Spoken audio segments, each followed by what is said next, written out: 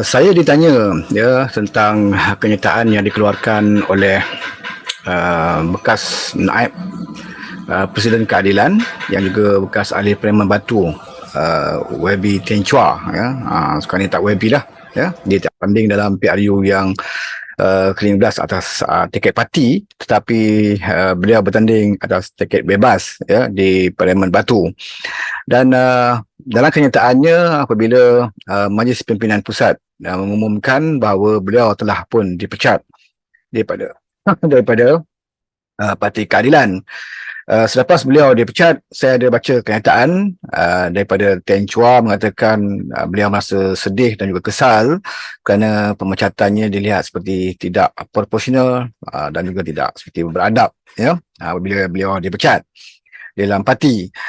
Uh, Sebenarnya saya akui bahawa Teng Chua adalah seorang pejuang reformasi, orang lama, otai dalam reformasi dan banyak jasanya kepada parti ya, keadilan khususnya di era-era zaman reformasi. Ini tidak boleh kita nafikan ya, sama ada kita bersetuju dengan beberapa tindakan beliau atau tidak bersetuju. Kita terpaksa menerima hakikat bahawa Teng Chua sememangnya seorang pejuang reformasi seawal ya, era reformasi. Itu tidak boleh kita nafikan.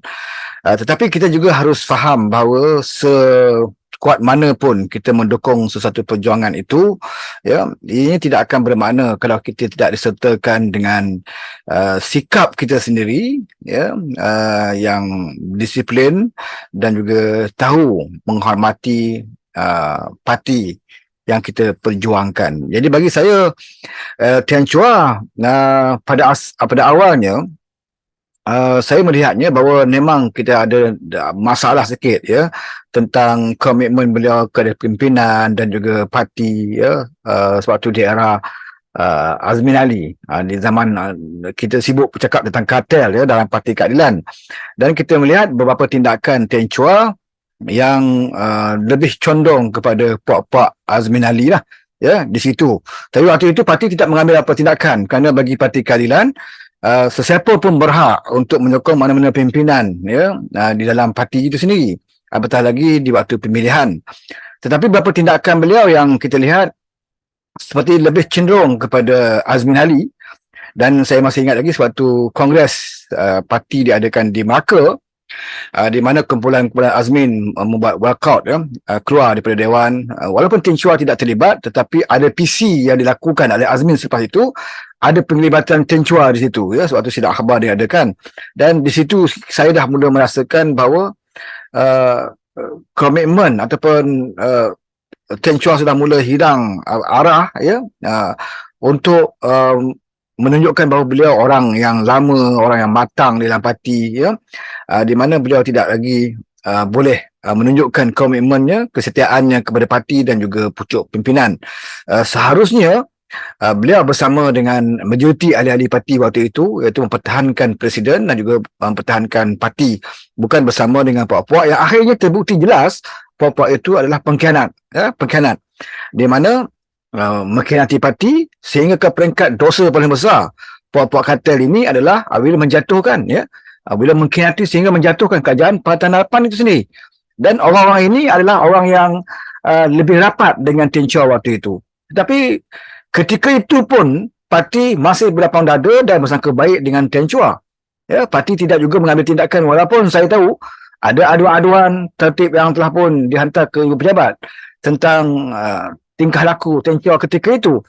Tetapi keterbukaan ataupun orang kata sifat berlapang dada presiden parti, sifat orang kata pemaaf tak dewa ya, masih lagi tidak ada tindakan yang diambil kepada Teng Chua, yang banyak juga mendatangkan tidak senang hati di kalangan pimpinan-pimpinan dalam parti.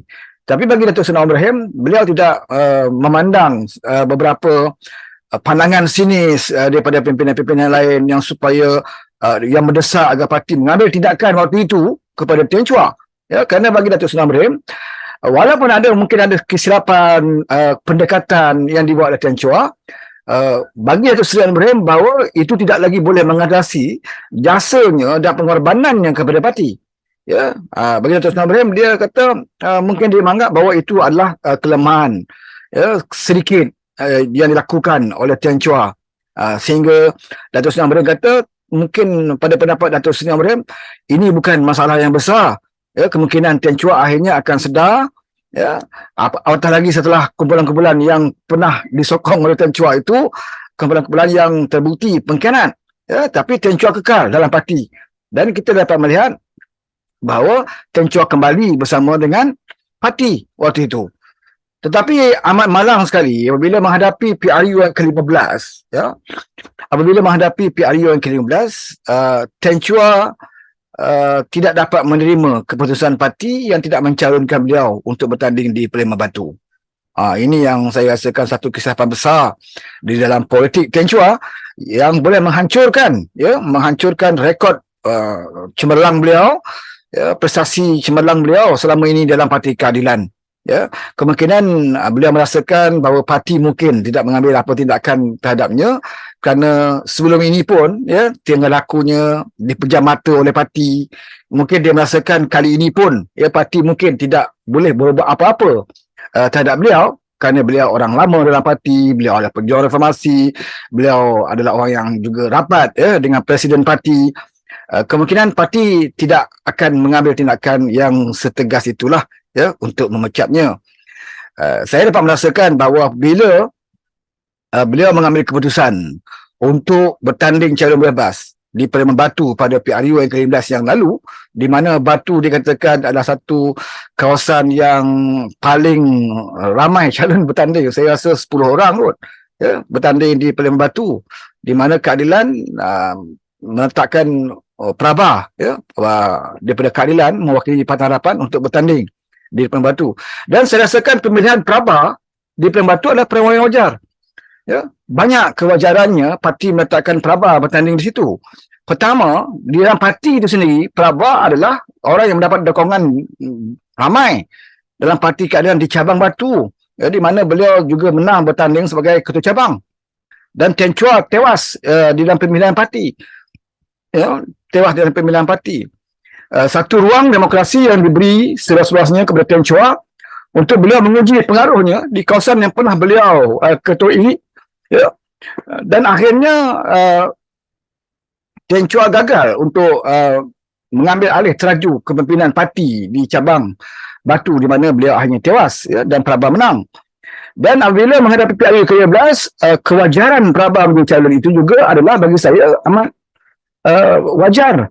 Dia diambil oleh parti pertamanya kerana beliau ada ketua cabang. Beliau mendapat sokongan majoriti ahli di cabang. Itu yang pertama. Yang kedua, parti mungkin mengenangkan jasanya, pengorbanan Prabha, ya, bila PRU 14, di mana beliau waktu itu bertanding bebas dan pencalonan Tian Chua ditolak. Ya. Akhirnya beliau menang dan beliau mengisytiharkan, ya, untuk menyertai Parti Keadilan. Boleh saja apabila beliau menang, beliau boleh terus menjadi ahli parlimen bebas, ataupun beliau boleh pilih masuk memandu parti yang lain, ya, sebab beliau dah menang. Tetapi beliau tahu bahawa kemenangannya juga banyak dibantu oleh jentera-jentera keadilan di Batu, ya. Maka dia menang di situ, maka mengenang jasa-jasa jentera di Batu yang berikan sokongan kepadanya, yang buat gerak kerja, berkempen untuk beliau di Batu, maka beliau memilih, ya, untuk menyertai Parti Keadilan. Jadi satu pengorbanan yang saya rasa parti patut hargai, ya, kepada Wabi Prabha ni. Dan satu lagi, suatu langkah syaitan, ya, langkah syaitan berlaku. Ramai ahli parlimen yang telah pun dibeli, ya, yang telah pun dibeli, ditawarkan jawatan kedudukan dan sebagainya lah. Dan ramai yang terpengaruh, yang cair, ya, yang terpedaya, yang lemah semangat bila berdepan dengan tawaran-tawaran jawatan dan kedudukan ini, ya. Tapi alhamdulillah, Prabha walaupun anak muda, bukan Melayu, bukan Islam, ya, tapi mempunyai integriti, ya, integriti dan moral yang baik, di mana beliau tidak bersama dengan pengkhianat. Beliau masih setia dengan Keadilan, masih setia bersama dengan Pakatan Harapan, walaupun Parti Keadilan itu adalah parti yang baru beliau sertai, ya, yang baru beliau sertai.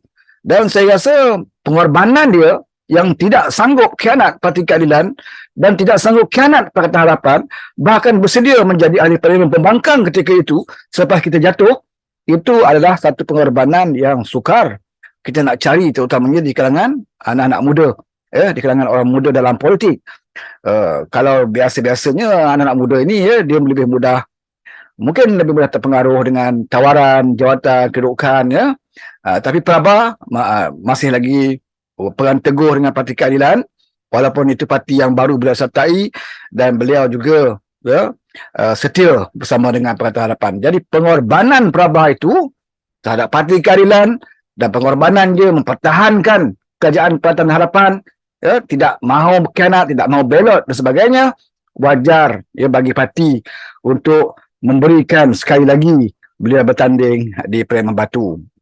Ini bukan bermakna Tian Chua tidak diperlukan, tetapi kelebihan yang ada pada Praba waktu itu harus juga kita nilai dan kita berikan tempat kepada beliau. Dan pada saya sepatutnya apabila Tian Chua melihat peluangnya untuk menjadi calon di Parlimen Batu tidak kecapaian, sepatutnya beliau bersama-sama dengan parti untuk membantu Wabi Praba. Sepatutnya itu yang patut dilakukan, walaupun beliau tewas sebagai bertanding ketua cabang, tapi beliau sebagai ahli parti, sebagai orang lama, otai, reformis, sepatutnya beliau lah yang membimbing ahli Parlimen Praba ni, anak muda ni. Dan Tian Chua sepatutnya mendidik Wabi Praba, dan membantu beliau di kawasan Parlimen Batu, bukannya mengambil tindakan untuk bertanding melawan parti beliau sendiri. Jadi tindakan beliau bertanding bebas, pada saya secara otomatik mengikut perlembagaan parti, bertanding bebas otomatik dia akan gugur. Cuma baru ini diumumkan adalah secara dokumentasi lah, tak ke dokumentasi secara untuk diumumkan secara resmi. Tetapi sebenarnya bila dia menghantar saja barang pencalonan menjadi calon bebas, dan diisytiharkan beliau bertanding sebagai calon bebas, maka secara otomatiknya tidak lagi menjadi ahli parti. Dan Tian Chua tahu, seperti mana yang disebut, bahawa dia tahu bahawa bila beliau bertanding calon bebas, secara otomatiknya beliau bukan jadi ahli parti. Jadi tidak perlulah beliau mempersoalkan bahawa tindakan parti memecatnya adalah tindakan tidak proporsional, tindakan tidak berakhlak dan tindakan beradab. Kerana kita juga boleh mempersoalkan kepada beliau, apakah beliau bertanding calon bebas menentang Parti Keadilan, menentang Pakatan Harapan itu, apakah itu proporsional, apakah itu berakhlak dan juga beradab. Apabila kamu tidak dicalonkan bertanding dan kamu ambil keputusan bertanding bebas, apakah itu proporsional, apakah itu berakhlak, apakah itu beradab.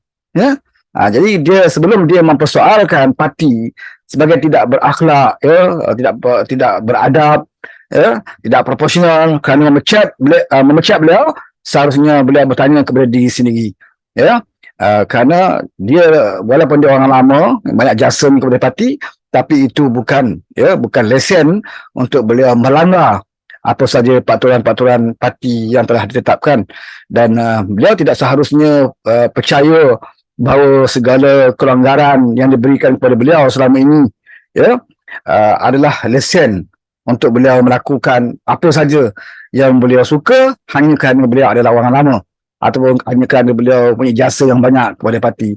Bagi saya amat rugi sekali lah, berkata banyak jasa yang kita luahkan kepada parti, tetapi akhirnya kita mengambil keputusan untuk menentang parti kita sendiri. Ini kesilapan terbesar yang telah dilakukan oleh Tian Chua. Ini dari isu ini saya boleh katakan bahawa memang wajar parti mengambil tindakan kepada Tian Chua atas kesalahannya, iaitu menentang parti. Ini satu kesalahan besar lah. Kalau dalam tentera ni bila berdepan dengan musuh, kita bersekongkol, ataupun kita bersama dengan pihak lain menentang kemah kita sendiri, markah tentera kita sendiri, kita bersama dengan musuh, ataupun kita tidak bersama dengan musuh pun kita bersendirian menentang kumpulan kita, dipanggil pembelotan, dan tidak ada maaf lah bagi mereka-mereka yang belot, walau sebanyak mana pun jasa dia diberikan kepada parti. Pembelotan, pengkhianatan, sabotaj, ini adalah dosa besar di dalam perjuangan. Jadi sekali lagi saya nafikan ataupun saya ingin nyatakan kepada Tian Chua, ya, tindakan parti mengambil tindakan kepada kamu adalah tindakan yang paling tepat, paling wajar dan paling bijak, ya, setelah sekian lama parti memberikan ruang kepada Tian Chua, ya, sehingga ke tahap Tian Chua melawan parti sendiri. Tak mungkinlah, ya, presiden ataupun kepimpinan lembaga disiplin, ya, untuk memberikan ruang. Kerana kalau kita berikan ruang kepada orang yang melakukan perbuatan seperti ini, saya percaya, ya, di masa akan datang dia akan dijadikan modal, ya, bagi orang lain. Ya. Kalau Tian Chua dibebaskan ataupun Tian Chua tidak diambil tindakan, maka akan datang kita bimbang ada orang lain juga, ya, yang akan melakukan perbuatan yang sama seperti Tian Chua. Bila tak terpilih jadi calon, masuk calon bebas.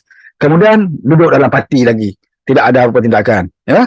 Jadi kita tak mahu perkara ini menjadi lumrah, ya, menjadi kebiasaan dalam parti kita. Jadi tindakan memecat Tan Sri itu adalah tindakan yang tepat, ya, dan beliau bukan diananya, bukan dizalimi, bahkan beliau diberi peluang, ya, seperti mana kata Setiausaha Agung, ya, Datuk Yang Berhormat Datuk Seri Saifuddin Nasution, bahawa beliau juga seperti orang lain mempunyai hak, ya, selama dalam tempoh 14 hari lah, ya, untuk membuat rayuan. Dan saya harap apabila beliau mengemukakan rayuan, saya mengharapkan, ya, bahawa parti boleh mempertimbangkan, ya, kerana beliau bukanlah orang biasa, beliau ada orang yang ada nama, beliau ada juga jasanya kepada parti. Tapi bukan alasan untuk Tan Chua, ya, untuk menghentam ataupun memperlekehkan parti, ya, apabila parti dikatakan tidak proporsional, tidak beradab dan sebagainya. Bagi saya cukup beradab, ya, bila berdepan dengan kes seperti apa yang dilakukan oleh Tian Chua. Inilah yang komen saya dalam isu ini.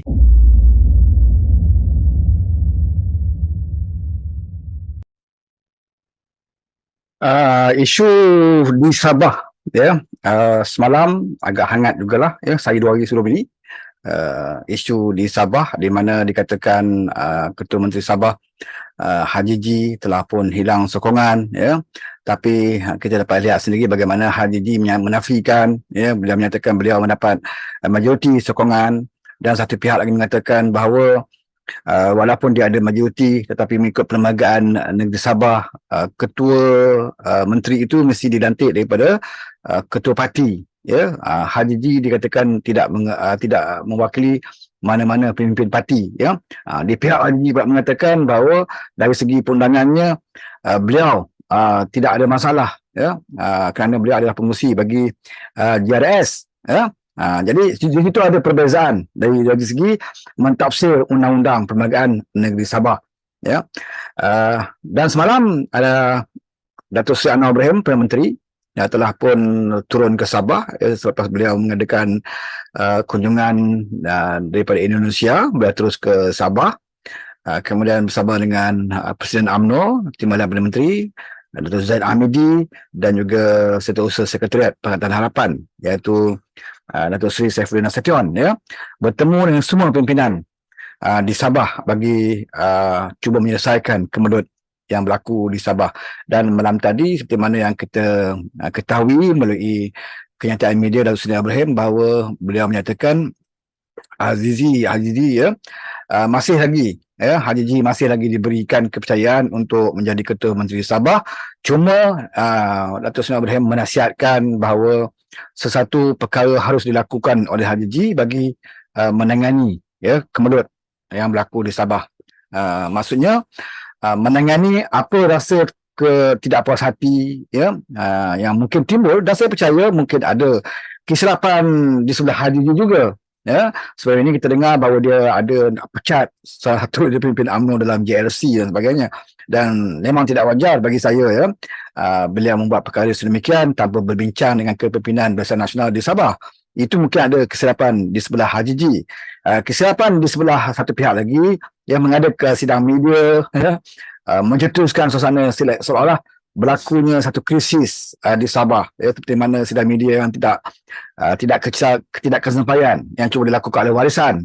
Kemudian ada kenyataan media daripada pengurusi Barisan Nasional Sabah, Bermokhtar, ya, yang secara jelas menyebut tidak menyokong lagi, ya, kepimpinan Haji G. Jadi ini yang menampakkan seolah macam krisis yang besar, ya, krisis yang besar. berpunca daripada perkara yang sedikit, sedikit saja isunya, tetapi mencetuskan banyak perkara lain lah, sampai ke peringkat tafsiran Undang-Undang Perlembagaan Negeri Sabah.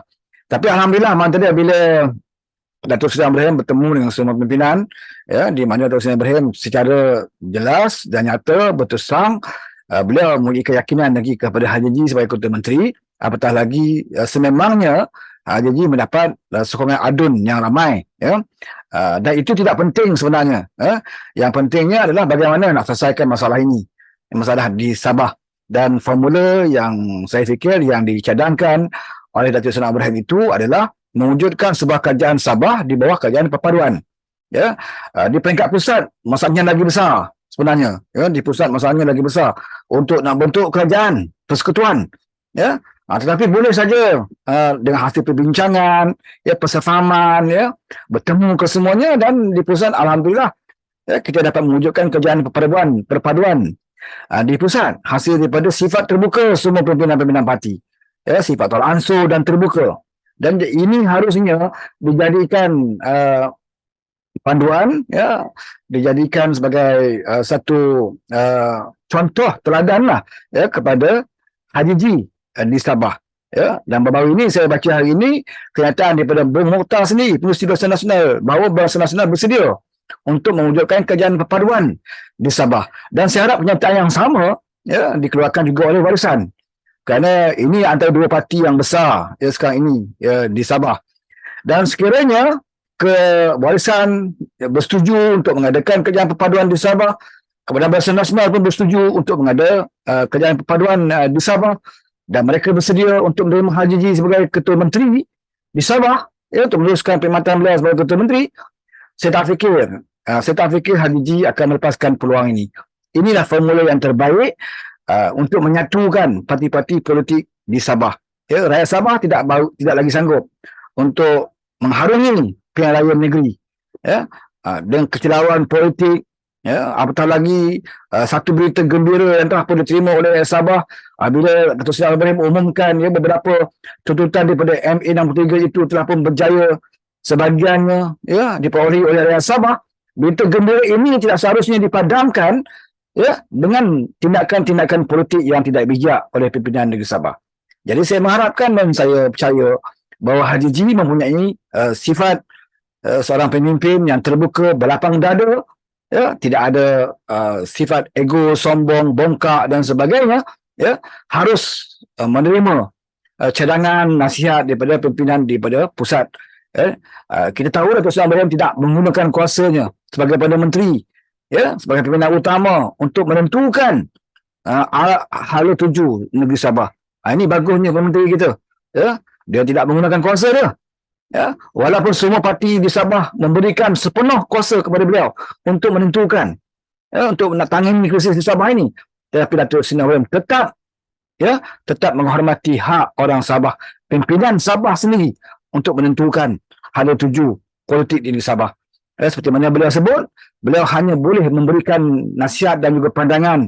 Begitu juga Presiden UMNO, Zaid Amidi, dia juga memberikan pandangan dan juga nasihat cadangan dia untuk kebaikan Sabah.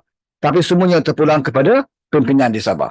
Jadi, kalau Haji memikirkan bahawa kestabilan politik di Sabah itu lebih penting, rakyat di Sabah itu lebih penting, dan meraihkan MA 63 itu, yang telah pun diberikan peluang oleh kerajaan persekutuan, janganlah cuba cetuskan politik yang tidak tentu, tidak tentu, sentiasa berkecamuk di Sabah ini, dan sudah pastilah musuh-musuh politik mengambil kesempatan. Dan kita tahu sehari dua baru ini datang Kota Pemangkang, si Mejah Dolmat ni. Si Mejah Dolmat datang ke Sabah.